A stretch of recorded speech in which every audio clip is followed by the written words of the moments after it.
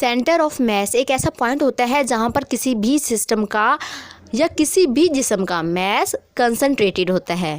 अगर हम रोनाल्डो की बात करें, जो कि बहुत ही अच्छा फुटबॉलर है, ये अपने अक्सर फुटबॉल स्पिन करने की वीडियोस सोशल मीडिया पर शेयर करते रहते हैं, जिनको लोग बहुत ही पसंद करते हैं। इस पॉइंट पर फुटबॉल को स्पिन करता है, उस पॉइंट को फुटबॉल का सेंटर ऑफ मास कहेंगे। इसी तरह अक्सर जो फुटबॉलर होते हैं अपनी फिंगर्स पर भी फुटबॉल को बड़े आराम से स्पिन कर लेते हैं। फुटबॉल फिंगर पर बैलेंस होकर जिस पॉइंट पर घूमता है, इस पॉइंट को फुटबॉल का सेंटर ऑफ मास कहते हैं। ये एक ऐसा पॉइंट होता है जहां पर फुटबॉल का मास कंसंट्रेटेड होता है। अगर हम इस ईगल को देखें तो इस केस में भी जो इस पूरे ईगल का जो मास है वो एक पॉइंट पर, यानी कि इसकी बैक पर कंसंट्रेटेड है। इसके इस पॉइंट के दोनों तरफ जो ईगल है उसका जो मास है वो इक्वल है और इक्वल फोर्सेस एक्ट कर रही हैं।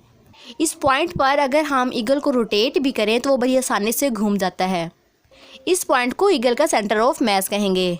इसी तरह अगर हम रोड लें, आप देखेंगे कि रोड हमारे हैंड्स पर बैलेंस हो जाएगा, और जिस पॉइंट पर रोड बैलेंस होता है, मतलब कि वो पॉइंट जब रोड हमारे हैंड पर बैलेंस हो जाता है, उस पॉइंट को कहेंगे सेंटर ऑफ मास। उस पॉइंट पर रोड का मास कंसंट्रेटेड होता है और उसके दोनों अतराफ में जो मास होता है वो इक्वल होता है और दोनों तरफ इक्वल फोर्सेस एक्ट कर रही होती हैं।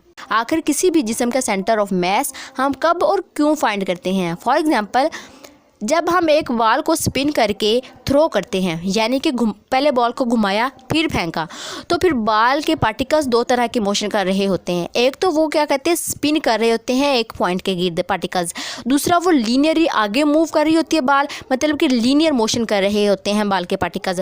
यूँ अगर हम बॉल के किसी भी पार्टिकल की वेलोसिटी या एक्सेलरेशन फाइंड करना चाहते हैं तो फाइंड नहीं कर सकते, बहुत ही कॉम्प्लिकेटेड केस हो जाएगा।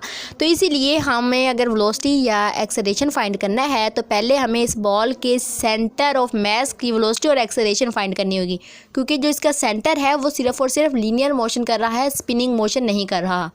तो फिर सेंटर ऑफ मास को रेफरेंस लेकर, मतलब सेंटर ऑफ मास की जो वेलोसिटी और एक्सेलरेशन होगा उसको रेफरेंस लेकर इंडिविजुअल पार्टिकल्स की वेलोसिटी या एक्सेलरेशन मालूम कर सकते हैं।